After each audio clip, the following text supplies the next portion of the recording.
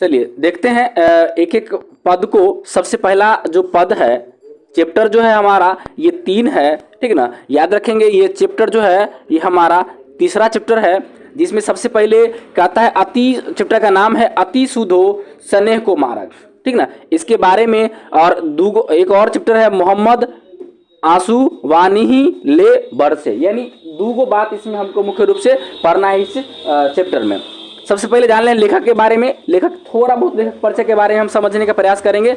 लेखक का नाम है घनानंद, लेखक का नाम है घनानंद, ठीक ना। इनका अगर जन्म की बात करें तो 1673 ईस्वी में हुआ था, और मृत्यु की बात करें तो ये 1739 ईस्वी मथुरा में हुआ था, ठीक ना। ये चीज याद रखेंगे, घनानंद की जो जन्म है वो 1673 ईस्वी में हुआ था और मृत्यु 1739 ईस्वी को मथुरा में हुआ था, ठीक ना। थोड़ा बहुत लेखक के बारे में दिल है कि घनानंद जो थे वो तत्कालीन मुगल बादशाह मोहम्मद शाह रंगीले के यहाँ मीर मुंशी के पद पर थे, मीर मुंशी की तरह काम करते थे।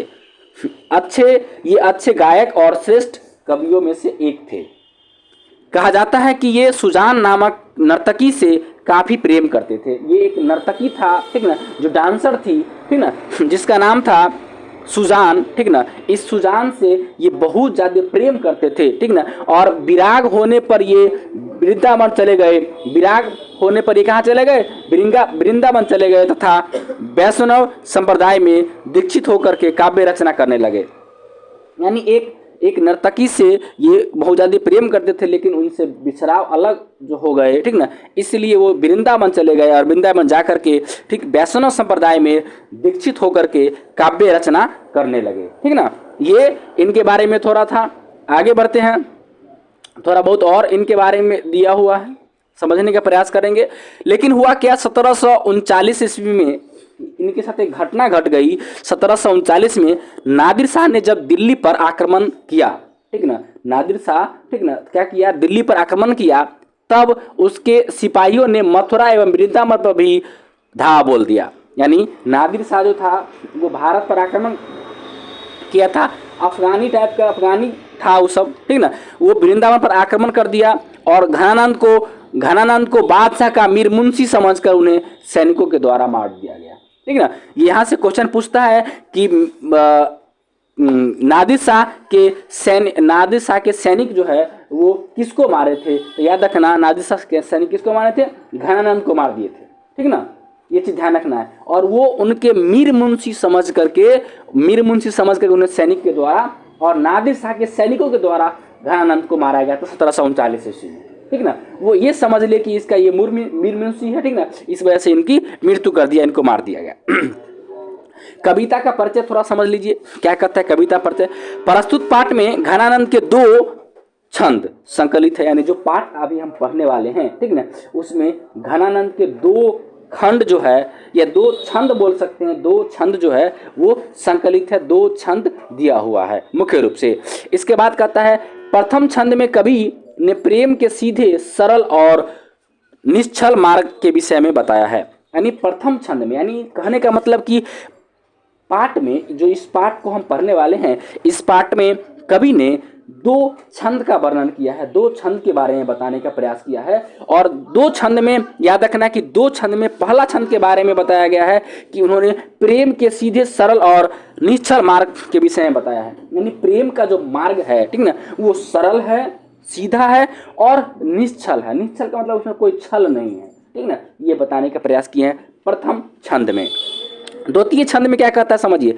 द्वितीय छंद में विरल वेदना से व्यक्तिगत अपने हृदय की पीड़ा को कलात्मक रूप से अभिव्यंजलित किया है। यानी लेकिन दूसरे जो छंद है उसमें उन्होंने अपनी हृदय की पीड़ा को, उनके अंदर जो भी पीड़ा है, जो भी दुख, समस्याएं हैं, कष्ट है, उस कष्ट को उन्होंने व्यक्त करने का प्रयास किया है दूसरे छंद में, ठीक ना। यानी कहने का मतलब आप समझ रहे हो कि पाठ का परिचय ये है कि इस पाठ में घनानंद के 2 छंद इसमें लिखा हुआ है। इस पाठ में घनानंद के 2 छंद दिया हुआ है। प्रथम छंद में कवि ने प्रेम को सीधे, सरल और निश्चल बताया है, ठीक ना, निश्चल मार्ग बताया है कि प्रेम का मार्ग जो सरल है, आसान है और उस पर कोई छल कपट नहीं है, ऐसा प्रेम का मार्ग है। ये प्रथम छंद में उन्होंने बताने का प्रयास किया है।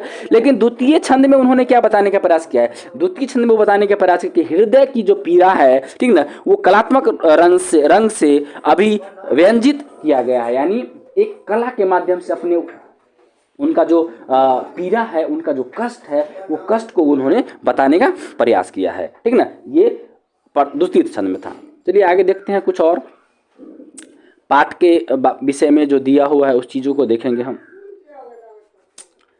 क्या कहता है उसको समझेंगे। लेखक जो है वो बताने का प्रयास कर रहे हैं कि अति सूधो स्नेह को मार्ग, अति सूधो स्नेह को मार्ग, ठीक ना। अति सूधो स्नेह को मार्ग, अति सूधो स्नेह को मार्ग है जहां नेकू सैनप बांक नहीं, तहां साचे चले तजी अपनापन अपना आप नपो झुझुके कपटी जे निशांक नहीं। यानी देखो ये कवि, ये घनानंद कवि हैं और कहीं ना कहीं कवि मुख्य रूप से क्या बताने का प्रयास किए हैं उसको थोड़ा हम समझने का प्रयास करेंगे, ठीक ना।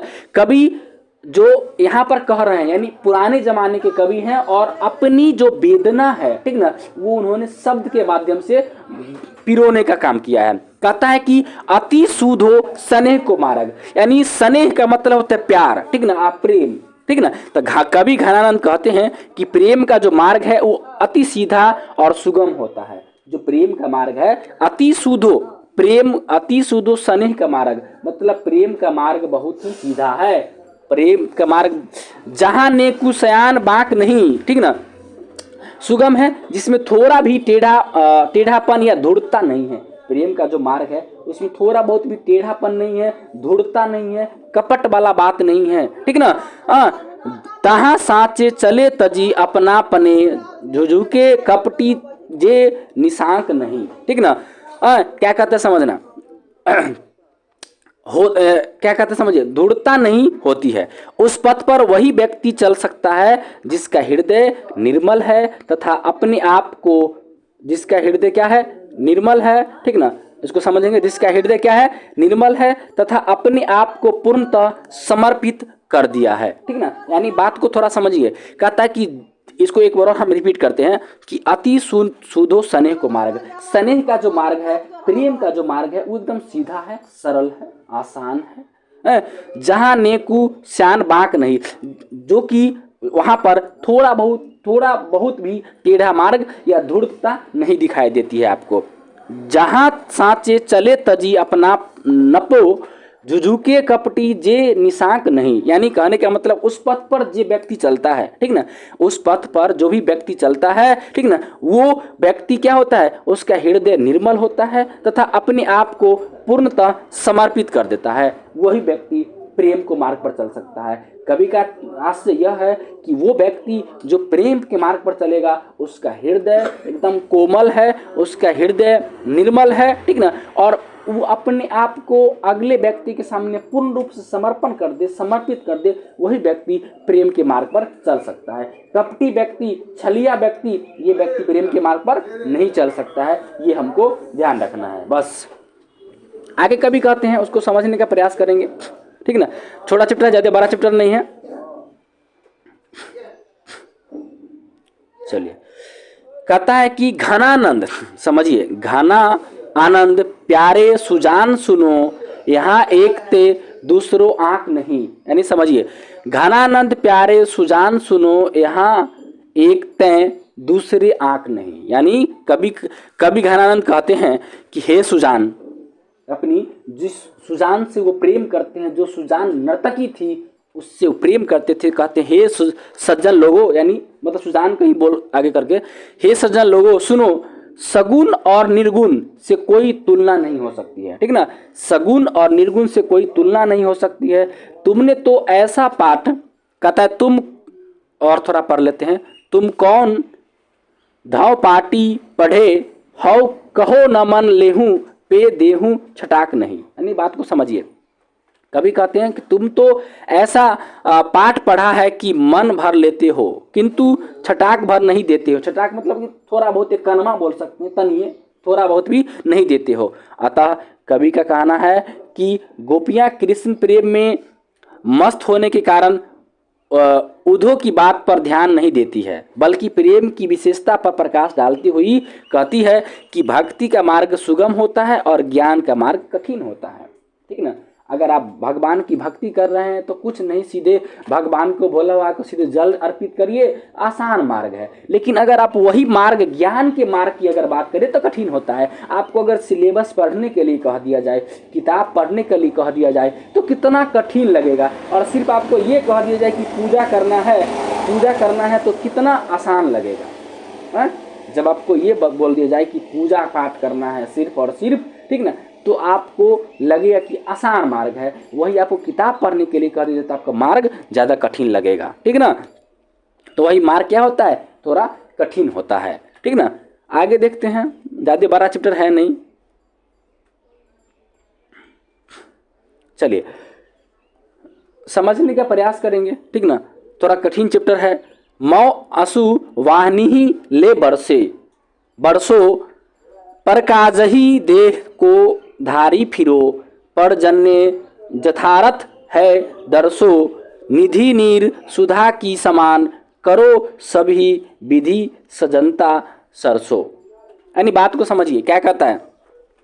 यानी कवि घनानंद कहते हैं कि दूसरे के उपकार के लिए शरीर धारण करके बादल के समान फिरा करो। ठीक ना। यानी दूसरा का जब उपकार करना है, ठीक ना, तो एकदम बादल की तरह इधर उधर घूमा करो। ठीक ना, इधर उधर दौड़ा करो, और दर्शन दो, समुद्र के जल को अमृत कर दो। ठीक है। यानी कहने का मतलब कि समुद्र के जल को अमृत के, यानी कहने का कभी क्या तात्पर्य है समझिए कि जो हम लोग जो शरीर के धारण करके बादल, कहने हम अब किसी दूसरे व्यक्ति के लिए बादल के समान इधर उधर धारण करके अपने शरीर को घुमा करते हैं। ठीक ना। और दर्शन दो समुद्र के जल के अमृत। ठीक ना। यानी कहने का मतलब कि थोड़ा बहुत अर्थ को समझने का प्रयास करें। यहाँ देखो, नीर का मतलब क्या होता है, नीर का मतलब होता है जल जी। ठीक ना। नीर का मतलब क्या होता है, जल। नीर सुधा के समान, यानी नीर का मतलब होता है निधि नीर सुधा के समान, यानी अमृत के, सुधा का मतलब होता है अमृत, यानी जल जो है अमृत के समान दो। ठीक ना। सभी विधि सज्जनता सरसो, यानी सबों को एक सज्जन की तरह कार्य को करना चाहिए। हम या तुम जो है, कोई भी व्यक्ति को अपने कार्य को सज्जनता की ओर, यानी सज्जन बन के अपने काम को अंजाम देना चाहिए। ठीक ना। थोड़ा कठिन कविता है, ये बात हम पहले बता रहे हैं, लेकिन थोड़ा बहुत अगर आप पढ़िएगा तो कठिनता नजर नहीं आएगी। एक बार दो बार इस कविता को रिपीट करते चलना। ठीक ना। कहता है समान बना दो तथा सब प्रकार से अपनी सजनता का परिचय दो, घनानंद जीवनदायक हो कछु मेरी पीर हिए परसु, कबहू बा विवासी सुजान की आंगन मोह, आंसुवानी ही ले बरसो। बात को थोड़ा समझिए। देखिए, कवि घनानंद का आग्रह है कि उनकी हार्दिक पीड़ा तथा अनुभव करते हुए उन्हें जीवन रस प्रदान करो, ताकि वह कभी भी अपनी प्रेमिका सुजान की आंगन में उपस्थित होकर के अपने प्रेम रूपी आंसू को आंसू की वर्षा कर सके। यानी एक क्वेश्चन आता है कि कवि अपने आंसुओं को कहाँ पहुँचाना चाहते हैं, तो कवि अपने आंसुओं के सुजान के आंगन तक पहुँचाना चाहते हैं। वो सुजान जो कि नर्तकी थी, ठीक ना, उस नर्तकी के आंगन तक अपनी बात को, अपनी खास करके आंसू को वर्षा के माध्यम से वहाँ पर पहुँचाना चाहते हैं। ठीक ना। यानी कहने का मतलब कि देखिए, लेखक जो है, यानी कवि जो है, वो एक सुजान नामक जो नर्तकी थी, ठीक ना, हाँ, उससे वो प्रेम करते थे। ठीक ना। और इस प्रेम में बिछड़ गए। ठीक ना। तो बिछड़ने के फलस्वरूप उन्होंने अपनी आंसू, बिछड़ने के बाद जो आंसू आता है, इस आंसू को वो उनके आंगन तक वर्षा के माध्यम से पहुंचाना चाह रहे हैं। ठीक है ना। किनके आंसू को, अब लेखक अपने आंसू को प्रेमिका के आंगन तक वर्षा के माध्यम से पहुंचाना चाह रहे हैं। ठीक ना। ये आपका था हिंदी। देखो, इसको